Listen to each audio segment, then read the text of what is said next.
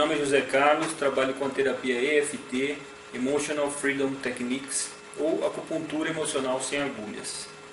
Hoje nós vamos começar uma nova série de vídeos sobre temas ligados a EFT.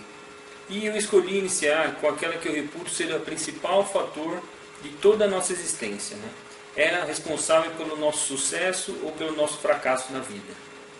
Tudo que nós formos tratar com EFT, sejam medos, fobias, traumas, doenças, sempre acabam esbarrando nela. Mas quem é ela? Sobre o que nós vamos falar afinal? Autoestima. E o que é autoestima? Autoestima significa a estima de si mesmo, ou seja, o gostar de si, né? O gostar de si próprio. O nível da nossa autoestima, alta ou baixa, tem a ver com vários fatores, como o quanto nos amamos, o quanto nos respeitamos, o quanto nos aceitamos, o quanto confiamos em nós mesmos, o quanto gostamos da nossa própria companhia, o quanto nos apreciamos. Quanto mais elevada a nossa autoestima, melhor será a relação com nós mesmos. E se nós tivermos uma relação boa com nós mesmos, se nós nos aceitarmos e nos compreendermos, consequentemente, os nossos relacionamentos com terceiros também serão melhores. Pessoas com autoestima baixa tendem a se envolver ou criar relações conflituosas e entrar em situações onde serão prejudicadas. Isso ocorre de forma inconsciente, devido aos padrões emocionais negativos que se carregam. Em maior ou menor grau, todos nós temos aspectos positivos e negativos na nossa autoestima. Os negativos podem ser curados e os positivos podem ser melhorados. Na prática da EFT, nosso foco principal será dissolver a negatividade que carregamos. Isso provocará efeitos benéficos profundos na nossa autoestima. Mas que fatores podemos melhorar ou tratar com EFT? Muita gente pergunta isso. Vou listar agora uma série de dificuldades que indicam pontos fracos na nossa autoestima. Observe com quais deles você se identifica e em que grau. Pessimismo, sensação de que as coisas não vão dar certo, autodepreciação, pensamentos que colocam a si mesmo para baixo, tendência a sentir raiva de si mesmo, autocobrança excessiva, perfeccionismo, sensibilidade às críticas e dificuldade de lidar com elas e aceitá-las, sentimentos de não merecimento, pode se manifestar em uma área específica da vida ou em várias ao mesmo tempo.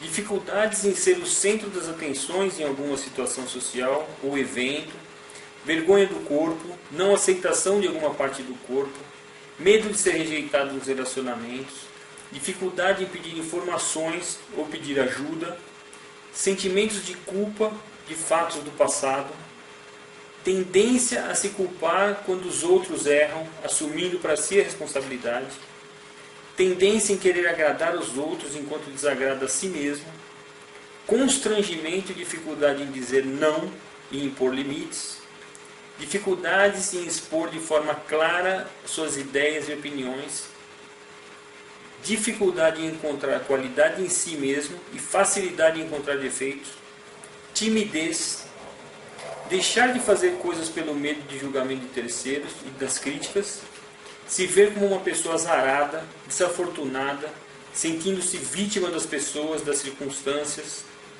sentir pena de si mesmo em determinadas situações, sentimentos de não ser capaz, de incompetência, medo de fracassar, facilidade em se magoar e se ofender, dificuldade em perdoar, se sabotar e perder oportunidades profissionais, deixando-as para terceiros, dificuldade e constrangimento em receber elogios, dificuldades em receber, em geral, dinheiro, amor, presentes, necessidade constante de companhia, tem gente que não pode ficar só de maneira alguma, necessidade de reconhecimento e de apreciação, vergonha da origem, vergonha dos pais, da condição social, da profissão, da cor, da raça, medo e dificuldades em lidar com figuras de autoridades, pai, chefe, polícia, hábito de se comparar negativamente com terceiros, Sentimentos de inveja. A inveja é um sintoma claríssimo de autoestima baixa. Necessidade de beber ou de se drogar para se soltar, para se sentir mais tranquilo. Hábito de fazer chantagem emocional. Não aceitar ou lidar bem com o fato de ter nascido homem ou mulher. Desejo de ser de outro sexo. E isso não tem nada a ver com orientação sexual, tá? A pessoa pode ser totalmente bem definida da sua orientação sexual e não se sentir bem com o corpo que tem, com ser homem ou ser mulher, querer ser de um ou de outro sexo, querer ser do outro sexo. Sentimentos de arrependimento, remorso, sentimentos de que não há pessoas confiáveis, o ser humano não presta, ciúmes é o maior veneno que pode existir na nossa vida. Ele está totalmente ligado à baixa autoestima.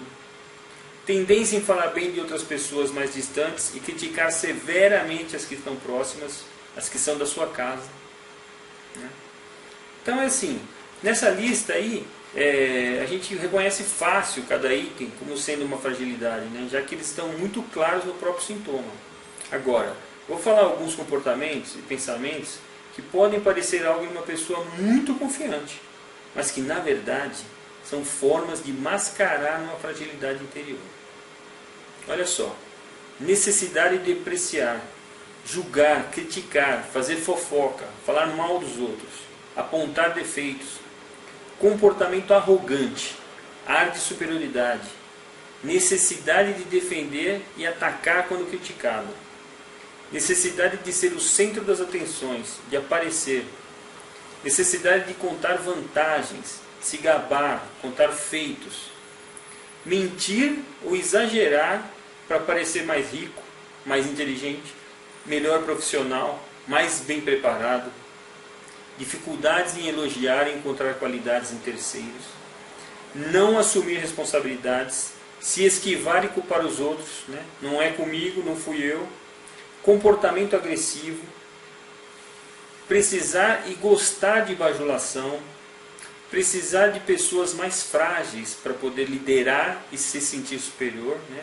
Quando aquela pessoa começa a se destacar na equipe, começa a aparecer, a mostrar um pouquinho de se sobressair na coisa, ele já descarta a pessoa, né?